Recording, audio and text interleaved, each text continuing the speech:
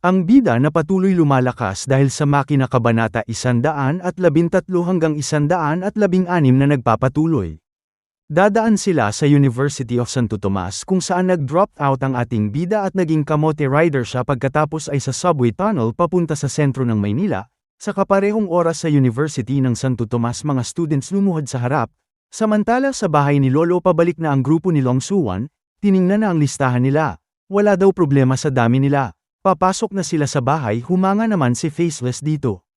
Sinalubong sila ng mga tao sa loob, nagtanong si Long Suwan kung may problema sa grupo nila. Wala daw nakita ang CCTV na kainahinala. Iniisip ni Faceless na advance daw ang technology ng bahay ni Lolo, parang may kakaiba daw saad ni Long Suwan magsimula na maghanap ng impormasyon si Faceless bago niya sirahin ang base.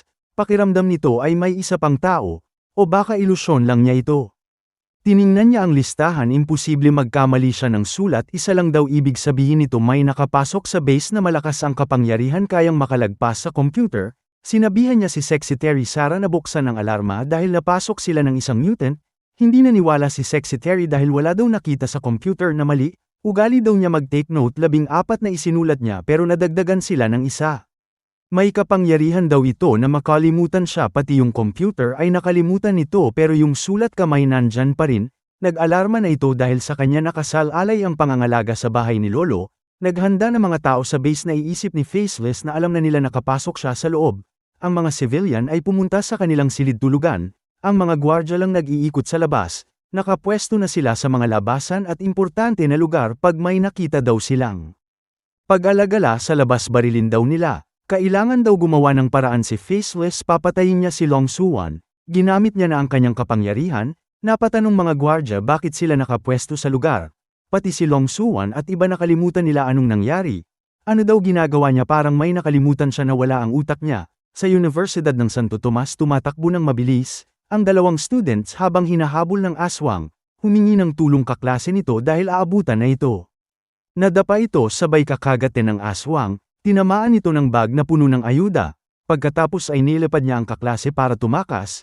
Papalapit na sila sa loob. Pagkapasok nila agad sinarado ang pinto. Kinumusta naman sila ng mga kaklase nila. Tinanong ng magandang students yung pagkain dahil gutom na daw ito. Nag-sorry si Zhongyu dahil isang bag lang dala niya dahil yung isa tinapon nito para mailigtas si Yuwen. Napag-alitan tuloy siya ng mga kaklase. Sabay may sumabat sa kanila, wag daw nilang sisihin ang tao na naghahanap ng pagkain para sa kanila. Kay Jinyan Gold Digger ibinigay ni Zhongyu ang pagkain. Nagpasalamat naman ito dahil niligtas daw siya nito at binigyan pa ng ayuda para magamit niya lagi ang kawawang estudyante. Inaakit niya ito para di makatanggi sa utos niya. Nagalit yung classmate niya na maganda dahil inagawan siya ng utusan, katulad daw dati na si Liu Ping utusan niya inagaw sa kanya. Nilalason daw ni President Jinyan Gold Digger ang isip ni Zhongyu, maghahanap ng pagkain ulit ito. Magaling daw walang laban ng magandang babae sa kanya dahil may alam siya magpaikot ng tao gamit masasarap na salita at nagsabi kasama nila na may tao sa labas. Naglalakad si Liu Ping at Kelly papasok sa Universidad ng Santo Tomas. Nakita nila dalawa lang ito, kamatayan daw ito pag naglakad sa labas na may maraming aswang. Nakita nila na napaligiran ng nagbagong aswang ang ating bida. Ililigtas daw sila ni Zhongyu gamit ang kapangyarihan niyang lumipad. Iniisip ni Jinyan Gold Digger masyado pang bata si Zhongyu kaya padalos-dalos ng galaw. Nagulat sila dahil isang atake ni Liu Ping, maraming nagbagong aswang ang napatay. Napahanga tuloy mga estudyante, malakas daw ang ating bida. Sinabi ni Yuan na hindi daw ito tao, isa siyang halimaw. At napansin niya ang isang dila, napanganga na lang siya dahil isa itong kakaibang aswang. Inatake siya nito at binawian ng buhay habang pinapanood lang ng mga classmates niya. Papasok na sa loob yung kakaibang aswang. Katatapos lang ubusin ni Kelly at Liu Ping ang nagbagong aswang, nakita nito na may kakaibang aswang sa ikalawang palapag. Nakapasok na ang kakaibang aswang, hinahabol na sila nito. Tinamaan yung isang estudyante, katapusan na daw ni Jinyan Gold Digger na wala na lahat kayamanan ari-arian niya, ngayon umaasa lang siya sa mga college students. Hindi daw maganda ito dahil may harang sa unahan nila si Zhongyu na lang pag-asa niya na may kakayahan lumipad. Sinabi ng campus muse na maging pain daw si Zhongyu para sa kanila. Pumayag naman ito kahit alam niya na ikapapahamak niya. Masyado daw malupit ang mga kaklase nito kay Zhongyu, at tinawag na nito ang kakaibang aswang para siya ang banatan nito. Saktong dumating naman ang ating bida, sabay sinipa ito sa mukha. Nagulat sila sa pagdating nito. Diretsyong hinampes niya ng maso at bumaon sa sahig. Sabay tumalsik ang dugo nito. Napahanga ulit sila sa lakas ng ating bida. Nakilala ito ni Zhang Yu, dropped out daw ito sa Universidad ng Santo Tomas. 3 taon na daw lumipas, binati nila isa't isa. Naalala niya ito ang utusan niya na si Liu Ping at iniisip nito maganda raw dahil kilala nila ating bida, at nagkita yung magkaribal. Sa kantin ng paaralan ibinalita ng ating bida na bumagsak na pamahalaan at kanya-kanya na bawat kampo. Wala na daw magliligtas sa kanila, may misyon siya kasama ang militar sa sentro ng Maynila. Nagkahiwalay lang sila dahil sa mga aswang. Nagulat ang mga estudyante, sabay tinawag si Liu Ping. Nagpaawa effect ito para dalhin sila nito sa North Caloocan Camp. Binasted siya ng ating bida dahil pupunta ito sa gitnang syudad ng Metro Manila. Galit na ito dahil pinahiya siya ni Liu Ping, wala na, iniwan na daw sila. Sinabi ni Jinyan Gold Digger yung narinig nilang pagsabog ay sa pamahalaan militar na kasama nila. Napaisip si Liu Ping kung magkakilala ang dalawa. Hindi daw inaasahan ni Kelly na buhay pa si Jinyan Gold Digger. Hindi daw ito mawawala hanggat buhay pa si Kelly. Ngayon ay nakilala siya ng mga estudyante. Ito daw ang presidente ng Hengyan Company, kapareho sa Litian Group ni Kelly. Magkalaban daw ang dalawa sa negosyo. Napahanga tuloy si Zhang Yu. Sabay may naisip siya dahil malakas daw ang ating bida, dalawa sila ng tagakuha ng pagkain. Tinanong ni Liu Ping ito, umamin siya na siya ang lumalabas para kumuha ng pagkain ng lahat. Kaya naman hindi pumayag ang ating bida. Nagulat tuloy sila bakit ganun ang sagot nito. Wala daw ito balak na maging magulang nila, ang dami raw papakainin na bunganga. Sinagot nila na responsibilidad niya ito dahil binigyan siya ng kapangyarihan at classmate nila siya dati. Wala daw puso ang ating bida, alam niyang maraming aswang sa labas kaya di sila makakuha ng pagkain. Bad trip na ito dahil sa mga trash talk nila. Kailangan daw nila siyang puwersahan, utusan dahil nandyan lang sa kabilang bahay ang supermarket, hindi pa nila magawang kumuha ng pagkain.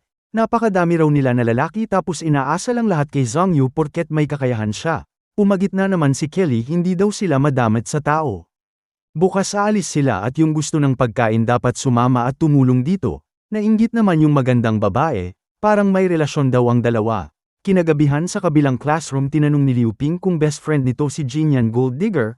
Magkakilala daw, pamilya nila parehong mayaman at gagawin daw ni Jinyan lahat makuha lang gusto nito kaya ito tinawag na Gold Digger. Binalaan siya ni Kelly nung bata pa sila, inaagaw lahat ng laruan nito, hindi daw ito papasa sa ating bida.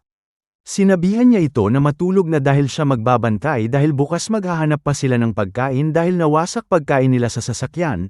Iniisip ni Liu Ping na mang-aagaw ng laruan si Jinyan at nakita niya ang magandang estudyante na secret lover niya noon, pati si Zhang Yu na classmate nito noon. Iniisip niya pera nito nang may dumating, si Jinyan Gold Digger, tinawag siyang pogi na gwapo pa. Gwapong pogi ang tawag sa kanya nito. Nagpasalamat ito dahil nagbabantay ang ating bida sa gitna ng gabi. Gagamitan niya ng alindog para maaga si Liu Ping kay Kelly. Mahirap daw ito pakisamahan dahil saplada. Sinagot ng ating bida na mabait daw ito at mabuting tao. Nagpapa-hard to get daw ang hampas lupa, kailangan niya padagdagan ang effort. Nilapitan niya ito, gusto niyang ikuha siya ng ating bida ng pagkain bukas. Hindi pumayag ang ating bida. Bukas ay hindi daw sasama si Kelly kumuha ng pagkain, ginagamit lang daw nito si Liu Ping. Huwag daw nito saran si Kelly dahil hindi niya ito katulad ba umaasa lang sa iba. May papalapit na aswang sa kanila.